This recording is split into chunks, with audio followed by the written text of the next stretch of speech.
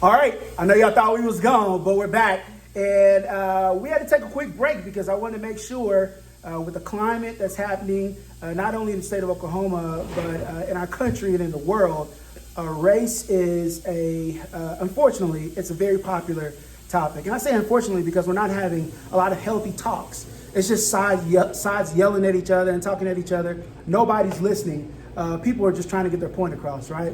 But we have a beautiful representation here of what I believe not only our city can look like, and not only our state and our country, and not only the world, but what I believe heaven is going to look like. So can you all kind of talk, like, is this on purpose? Like, was this intentional? Did you see this as an opportunity, or did it just work?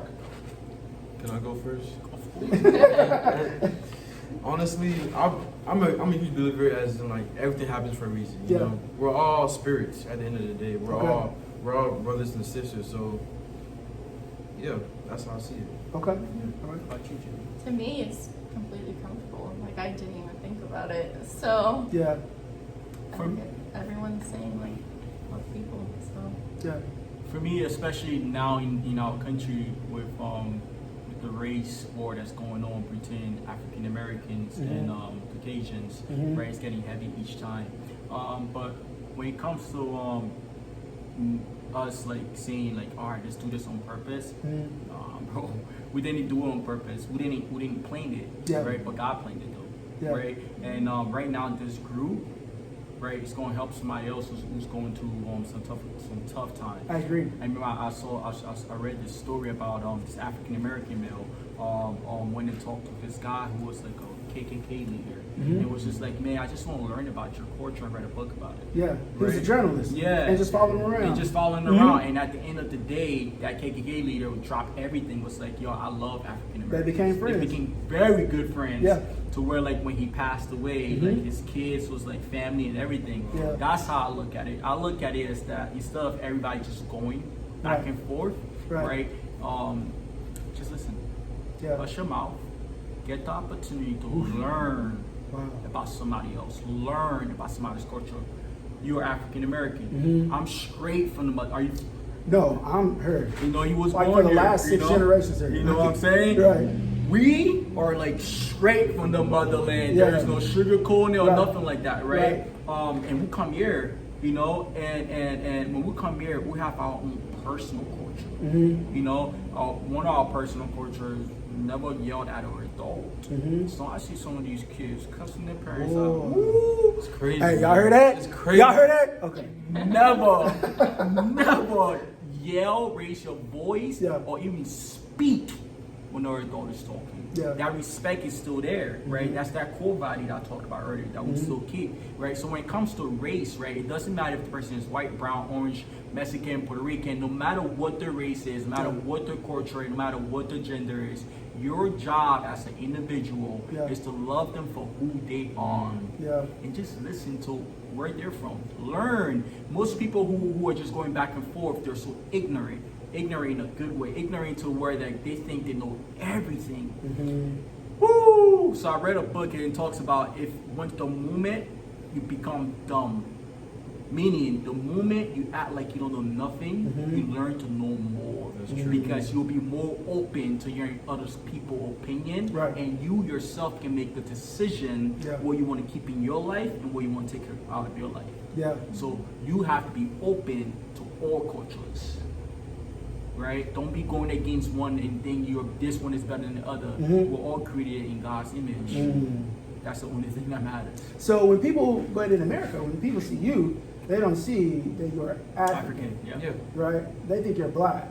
Right? So is there an initial expectation, or is there like, what's up, man? Like, do they treat you differently once they find out that you're African and not African American? Like, is there a steep learning curve for people who are just now meeting you? Where do you go? Go out, go. I would say when I was young, when I was going to school here, like the African Americans treated me different because I'm from the motherland, you know. But as time evolved, they started to see my personality. They started to see, oh, he's just like us. He's just from a different place. You know, at the end of the day, I'm a firm believer as it's not about where you come from, it's about who you are as a person. Okay. What about you? For me, when I first came to this country, it was I was living in Jersey, and I got bullied a lot for being African. Wow. You know, I was called African booty scratch. I was called names. There were times that suicidal thoughts came into my head. You know, just get deep and real. Yeah. Right. And I hated being African. Right. I didn't want to tell people I was African. Right. Right. But as I grew older and fully understand my culture, and my parents sitting me down and saying, "Bro, your culture is unique. Yeah. Your culture has value." Yeah.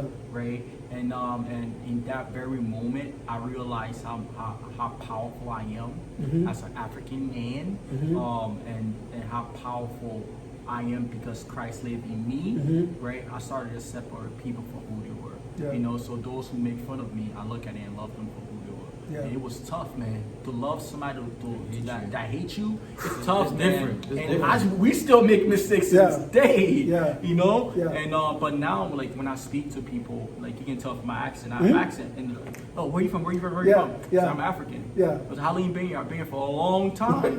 Still So have you're that American. Yeah, still got that So you're accent, yeah. American? Yeah. I'm actually African still. You know, Yeah. like I value my culture so much. As much as I love America, as much as I love the people of Yeah. America, right? I value my culture so much. I don't want to ever leave me. You know, I can become a citizen tomorrow. Where like, are you American citizen? Are you African American? No, I'm American citizen, but I am from Africa. Right. I'm Ghanaian as well. So people are like, yeah, I'm different. Yeah. I'm unique. Yeah. Seeing the way you're unique. You know what I'm saying? That's how I go about it. So I'll direct this question to you. Like oftentimes I learn the most about myself when I'm around people that are not like me. It kind of makes me think like, man, do I do that? Or do I say that? Or like, ooh, is that insensitive? Or I learned that we're more alike when they talk about their parents. Because I know growing up, like, kids were seen, not heard. You know what I'm saying? Yeah. So like, what have you learned being around them about their culture? And what have you learned about yourself being around them? I guess just learning about myself just a lot. Everything, like everyone goes through hurts, everyone goes through things, and that's how we each grow. Like you don't know each person's like backstory, you know, and you just like learn through those things. Through their culture, I guess I've learned a lot. They're fun, they're unique, but I don't know, they're real. They're probably most realest people I've met my whole life. So have you taken any large steps or intentional steps to like introduce them to people that you know? I guess through just like the Herbalife gym people, some friends, yeah. So I know I have people who just being a part of organizations, you'll find yourself in Oklahoma as a black male being one of the few black people in a room, right? And so growing up, I learned to get comfortable with that. And so one of the things that I would ask the people like in the room, like, hey man, I'm willing to help you learn about me and the culture that I represent if you help me learn about you, right? And so going to college in Iowa. What college? Graceland University in Iowa, and I played football there, and I was the only black guy on my floor, right? And so I had a lot of conversations about, you know, what it's like being black and all these different things, and I would ask them, you know, like, well, what's Iowa like? What's North Dakota like? What's Minnesota like? Right. And I remember going home with one of my roommates, and we sat down, and they had steak, potatoes, and salad, and then they had milk. And I was like, what? Why are we drinking milk? Why are we drinking milk? And they were like, sorry, Derek, we don't have any Kool-Aid. And I was like, yay! And so it was like being in this environment where we feel comfortable and safe enough to experience each other. And it happens like organically, but I would challenge you all to challenge other people to like make it happen on purpose, right? Because oftentimes being in organic situations, we just surround ourselves with people that we're okay with. But on purpose, when we go out and interact with people, intention. You have to do it on purpose. Like, I went hunting. I ain't never hunted nothing in my life. But I had a guy, right? I had a white guy that was like, yo, come hunting with me. And I was like, okay. You know? So I'm sitting out there 3 days in this big orange vest and a big orange hat, and I'm sitting in the cut waiting for dinner to come by. Yeah, like, I was like, is that it? He was like, shh. And I'm like, pull my phone out, you know, I'm like scrolling through. He's like, man, you gotta watch. And I'm like, what are we doing? Right? And so it's like, I think, had I kept myself in a space where I didn't meet him, I wouldn't be willing to experience something that he His loves. experiences. You know what I'm saying? Like I keep myself in this box, and I limit my organic experiences. So I would challenge you all, and I'm challenging you all as well, on purpose to go out and interact with people that are different from you. And I think the reason people don't do it is because of fear. They're afraid of like rejection or sticking out. Yeah, it stretches them, it challenges them. Because what happens if the person that I hated, we're actually a lot alike. And that relationship even get better. And something you said, bro, was is that you got there and you learned so much about hunting, but what that also do for your personal life, it gives you the opportunity to grow. Yeah. So now the little bits that you learn about hunting, you can do that on your own with your kid, with another group of people. Right. So when you want to grow in life, right? If you're around the same circle, right, you really want to grow. Say that again one more time. Right? You cannot be around the same circle and think you're gonna grow. So for example, like we say we are running this company, right? A company, it's gonna be a Fortune 500 company. Mark my words, right? And we're running this company. If for us to grow, we just around our people, people that just go to the gym all the time, how are we supposed to grow? Why not be around that different business owner who owns Walmart? Right. Make a relationship with an NFL player. Build a relationship with someone who's a doctor. Hey, what's up, doctor? Help me out. A chiropractor. Building step out of your comfort zone. If you want to grow. If you truly want to grow, don't limit yourself with your inner circle. And then understand this. Please understand this. It's okay to have 3 friends. Everybody want 100 friends. Everybody want 5,000 on Facebook. Nah, you don't need all of that. You don't need all of that, right? It's good to have that 3 friends in that little circle that you can grow. Don't understand limitations. Don't get that mixed up, right? That 3 friends in your inner circle, right? That is lifting you up. If that 3 friends, one person in that circle is not helping you get better each and every day, they're not your friend. All right. All the followers on Instagram, they cannot help you out with your business.